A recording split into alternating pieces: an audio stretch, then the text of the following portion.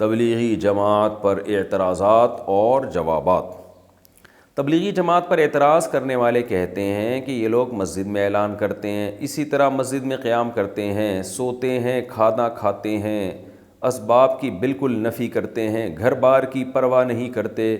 سب چھوڑ کر صرف توکل پہ چل رہے ہوتے ہیں، اور قرآن اور مستند احادیث چھوڑ کر فضائل اعمال پڑھتے ہیں جس میں متعدد ضعیف روایات ہیں، اور جو روایات اللہ کے راستے یعنی جہاد سے متعلق ہیں ان کو تبلیغی جماعت پر منطبق کرتے ہیں۔ براہ کرم ان اشکالات کا جواب دیجیے۔ معاذ صاحب کراچی سے۔ معاذ صاحب نے بہت سارے سوال کیے ہیں۔ پہلا سوال یہ کہ یہ لوگ مسجد میں قیام کرتے ہیں، مسجد میں سوتے ہیں، تو بھائی مسجد میں قیام کرنا بھی جائز ہے، مسجد میں سونا بھی جائز ہے۔ حضرت علی رضی اللہ تعالیٰ عنہ مسجد میں ہی تو آرام فرما رہے تھے جب رسول اللہ صلی اللہ علیہ وسلم ان کے پاس گئے تو مسجد نبوی کی مٹی آپ کے رخسار مبارک پہ لگ گئی تھی، تو اسی پہ نبی صلی اللہ علیہ وسلم نے ابو تراب سے آپ کو خطاب کیا ہے، مٹی والے۔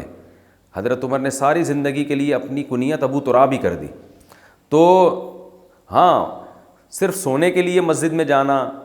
گپے مارنے کے لیے مسجد میں جانا یہ ٹھیک نہیں ہے۔ تو تبلیغ والے گپے مارنے کے لیے تو نہیں جاتے نا، وہ تو دین کی تبلیغ کے لیے جاتے ہیں، تو جائز ہے، سونا بھی جائز ہے، قیام کرنا بھی جائز ہے، اعلان کرنا بھی۔ اعلان بھی کوئی بچوں کی گمشدگی کا اعلان تو نہیں کر رہے ہوتے کہ ایک بچہ نیلے رنگ کی لیکر اور پیلے رنگ کا بنیان پہنا ہوا ملا ہے، جن صاحب کا ہو آ کے لے جائیں، تو وہ تو دین کا اعلان کر رہے ہوتے ہیں، تو کوئی حرج نہیں ہے اس میں۔ رہا یہ مسئلہ کہ کھانا کھاتے ہیں تو مسجد میں کھانا کھانا بھی جائز ہے، ناجائز ہونے کی کوئی دلیل نہیں ہے۔ ہاں، مسجد کے آداب کا خیال کر کے کھانا کھانا چاہیے۔ اعتکاف والے نہیں کیا کھانا کھاتے مسجد میں، اسباب کی بالکل نفی کرتے ہیں وہ۔ اچھا، یہ کہتے ہیں اسباب کی نفی کرتے ہیں، یعنی اللہ سے ہوتا ہے، اللہ کے علاوہ سے نہیں ہوتا۔ تو یاد رکھیں، تبلیغ والے جب یہ کہتے ہیں نا اللہ کے علاوہ سے نہیں ہوتا، تو اس کا مطلب یہ ہوتا ہے کہ اصل کرنے والا اللہ ہے۔ وہ یہ نہیں کہتے کہ اسباب اختیار نہ کرو، اسباب اختیار تو کرتے ہیں، تبلیغ والے بھی تو اسباب اختیار کرتے ہیں۔ رائے ون میں ڈاکٹر بھی بیٹھے ہوئے ہوتے ہیں، کوئی بیمار ہو جائے گا تو ڈاکٹر اس کا علاج کریں گے، سیکیورٹی کا انتظام بھی ہوتا ہے، پانی کا ٹینک بھی ہوتا ہے۔ اگر وہ اسباب کی بالکل نفی کر رہے ہوتے تو وہ کہتے کہ نہ ہمیں پانی کی ضرورت، نہ واش روم کی ضرورت، بیت الخلاء بھی اللہ کرا دے گا، اور جناب وضو بھی اللہ کرا دے گا، پانی کی ضرورت نہیں ہے۔ اور باہر جو ہوٹل بنے ہوتے ہیں کھانے کے، ان کو بھی اڑا دیتے کہ چلو یہاں سے جاؤ، یہ سارے لوگ اللہ سے مانگیں گے، آسمان سے دسترخوان اترے گا۔ تو ہر چیز کا ایک مطلب ہوتا ہے۔ تبلیغ والے جب یہ کہتے ہیں کہ اللہ سے ہوتا ہے، اللہ کے علاوہ سے نہیں ہوتا، اس کا مطلب یہ ہے کہ اللہ کے علاوہ سے جو ہوتا ہوا نظر آ رہا ہے اس میں بھی کرنے والی ذات اللہ کی ہے، تو اس لیے اصل نظر اللہ پہ رکھو، اسباب اختیار کرو، مگر دل میں یہ عقیدہ رکھو کہ ان اسباب میں جان اللہ ڈالے گا، اللہ نہیں چاہے گا تو پوری دنیا کے بھی اسباب اختیار کر لیں کچھ نہیں ہوگا۔ تو یہ اصل کانسیپٹ ہے تبلیغ جماعت والوں کا، اور یہ بالکل شریعت کے عین تقاضوں کے مطابق ہے۔ ہاں، کوئی عامی آدمی جس کو علم نہ ہو وہ اسباب کی بالکل یہ نفی کر دے اور وہ کہے کہ دکان چلانی نہیں ہے، بس اللہ رزق دے گا، تو پھر تبلیغ کے اکابر اس سے بری و ذمہ ہیں، وہ اس کا اپنا مسئلہ ہوگا، اپنا ذاتی وہ ہوگا۔ وہ تبلیغ والے جو علماء ہیں وہ ایسی باتیں نہیں کرتے، یا ان کا یہ کانسیپٹ نہیں ہے۔ تو اسباب سے ہونے کا مطلب کیا ہے کہ یعنی اسباب سے نہ ہونے کا مطلب یہی ہے کہ جیسے وہ ایک مثال بھی دیتے ہیں نا کہ آگ کا کام ہے جلانا، لیکن ابراہیم علیہ السلام کو آگ میں ڈالا گیا تو آگ نے نہیں جلایا، اس سے پتہ چلتا ہے جلاتا اصل تو اللہ ہے۔ اب اس سے تبلیغ والے کبھی یہ ترغیب نہیں دیتے کہ آپ بھی آگوں میں چھلانگ لگایا کرو، یا چولہا گھر میں جل رہا ہو تو چائے کا برتن رکھنے کے بجائے دودھ اور پتی کھا کے خود اس چولہے پہ بیٹھ جایا کرو تو اللہ اپنی مرضی سے تمہیں بچا لے گا، تو کبھی بھی نہیں ایسا کہتے بھائی آگ سے دور بھاگو۔ تو اس کو سمجھنا چاہیے کہ وہ کیا وہ ذہن بناتے ہیں کہ اللہ پہ اعتماد کرو، اللہ پہ توکل کرو، اسباب اختیار کرو، مگر نظر کس پہ رکھو؟ اللہ پہ، یہ مقصد ہوتا ہے اس کا۔ اور یہ جو آپ نے بات کی ہے کہ جی وہ یہ کہتے ہیں گھر کی بار کی پرواہ نہیں کرتے، یہ بھی غلط ہے۔ کہتے ہیں سب چھوڑ کر صرف توکل پہ چل رہے ہوتے ہیں۔ کچھ لوگ ایسا کرتے ہیں، بالکل کرتے ہیں، میں نے بھی دیکھا ہے، بیوی بچوں کی تربیت کی بھی فکر نہیں ہوتی، ان کے بزنس کی بھی، کاروبار کی بھی، کھلانے کی بھی فکر نہیں ہوتی، چلے کے لیے نکل گئے، 4 مہینے کے لیے نکل گئے، پیچھے بیوی بچے دھکے کھاتے پھر رہے ہیں، کھانے کو نہیں ہے۔ یقیناً کچھ لوگ ایسا کرتے ہیں، مگر یہ کچھ لوگ تبلیغ کے اکابر کی اجازت سے نہیں کر رہے ہوتے۔ میرا خود تجربہ ہے، کراچی اجتماع میں ایک شخص آیا، یونیورسٹی میں پڑھ رہا تھا، بزرگوں کے پاس گیا کہ میں وقت لگانا چاہتا ہوں، 4 مہینے کے لیے جانا چاہتا ہوں، میں خود اس کا گواہ ہوں۔ ان کو مشورہ دیا تبلیغ کے اکابر نے کہ پہلے آپ اپنی تعلیم یا امتحان مکمل کر لیں، کیونکہ یہ آپ کا ورنہ ادھورا رہ جائے گا، اسے جیسے ہی کمپلیٹ کریں پھر آپ 4 مہینے کے لیے نکل جائیں۔ بعض دفعہ تو رائیونڈ سے واپس کیا جاتا ہے، پھر یہ بھی پوچھا جاتا ہے کہ وہ اگر بتائے نا کہ میرے گھر میں کوئی کھانے کا ذریعہ نہیں ہے، آمدن کا ذریعہ نہیں، بس میں اللہ توکل نکل رہا ہوں، تبلیغی اکابر کبھی بھی اس کو نہیں جانے دیتے۔ تو اگر کوئی جا رہا ہے تو وہ خود سے کر رہا ہے یہ کام، آپ اس کو تبلیغ کے کھاتے میں نہیں ڈال سکتے۔ اچھا بھائی، اور یہ جو کہہ رہے ہیں کہ قرآن اور مستند احادیث کو چھوڑ کر فضائل اعمال پڑھتے ہیں جس میں متعدد ضعیف روایات ہیں، یہ بات بھی غلط ہے۔ فضائل اعمال میں زیادہ تر احادیث صحیح ہیں، ضعیف حدیثیں کم ہیں، اور جو ضعیف حدیثیں ہیں بھی تو وہ مسائل کے بارے میں نہیں ہیں، وہ فضائل کے بارے میں ہے۔ بہت بڑے بڑے علماء محدثین گزرے ہیں جن کا یہ کانسیپٹ تھا کہ ایک عمل کی فضیلت اگر صحیح حدیث سے ثابت ہو تو اس کی فضیلت کو 4 چاند لگانے کے لیے ضعیف حدیث پیش کی جا سکتی ہے۔ یہ تو بہت زیادہ ہے، تبھی حدیث کی کتابوں میں صحیح حدیث کے ساتھ ضعیف حدیثیں بھی بھری ہوئی ہیں۔ تو وجہ اس کی یہی ہے کہ بھئی اس سے کوئی شرعی مسئلہ ثابت نہیں ہو رہا، فضائل اعمال مسائل کی کتاب تو ہے نہیں، تو یہ ان کا کانسیپٹ تھا کہ بھئی ایک چیز جیسے نماز کی فضیلت پر صحیح حدیثیں بہت ہیں، وہ صحیح حدیثیں بھی فضائل اعمال میں ہوں گی، کچھ ضعیف حدیثیں بھی ہوں گی، لیکن وہ ضعیف حدیثیں اسی صحیح حدیث کی تائید کر رہی ہوتی ہیں۔ تو اس لیے یہ ایک نعرہ پوری دنیا میں خام خواہ میں پھیلا دیا گیا ہے کہ فضائل اعمال میں من گھڑت قصے ہیں، فضائل اعمال میں ضعیف روایتیں ہیں۔ ایسا نہیں ہے، ضعیف روایتیں بھی ہیں لیکن بہت ساری صحیح روایتیں بھی ہیں، اور ان سے جو مضمون ثابت ہو رہا ہے وہ شریعت کے مطابق ہے۔ ہاں کچھ جگہیں ایسی ہیں جہاں مسائل ہیں اور اس میں ضعیف حدیث ہے، تو وہ غلط بات ہے، وہ پھر آپ علماء سے پوچھیں گے تو علماء آپ کو بتا دیں گے۔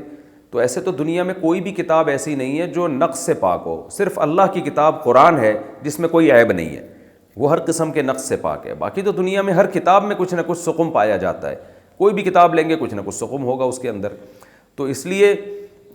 اس کو بیان کرنے میں کوئی حرج نہیں ہے۔ اب تک تبلیغی جماعت فضائل اعمال ہی پہ چل رہی ہے، تو ہم نے نہیں دیکھا تبلیغ والوں کے عقیدے خراب ہوئے ہوں، بلکہ تبلیغ والے جتنے توحید پرست ہوتے ہیں اتنے تو ہمیں دوسروں میں توحید نظر نہیں آتی۔ کبھی نہ قبروں پہ جاتے ہوئے دیکھیں گے آپ، نہ کبھی کسی قبر سے مانگتے ہوئے دیکھیں گے، اللہ پہ اعتماد اور توکل کرتے ہیں، تو یہ تو سارا فضائل اعمال کا نتیجہ ہے۔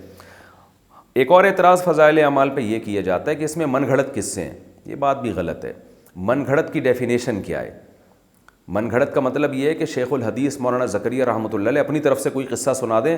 جو انہوں نے نہ خود اپنی آنکھوں سے دیکھا ہو اور نہ اس کی ان کے پاس کوئی سند ہو، اس کو من گھڑت کہتے ہیں۔ آپ نے کوئی قصہ سنایا، لوگ پوچھیں گے بھائی یہ قصہ من گھڑت ہے، آپ کہیں گے کیوں؟ وہ کہتا ہے آپ نے دیکھا اپنی آنکھوں سے؟ آپ کہیں نہیں نہ میں نے تو دیکھا بھی نہیں۔ پھر کسی مستند آدمی سے سنا؟ نہیں جی، پھر ہم کہہ سکتے ہیں بھئی یہ من گھڑت ہے۔ لیکن آپ نے ایک واقعہ سنایا، اگلا کہہ رہا ہے من گھڑت ہے، آپ دلیل دے رہے ہو بھائی میں نے خود اپنی آنکھوں سے دیکھا ہے، تو اب من گھڑت کہاں سے ہو گیا؟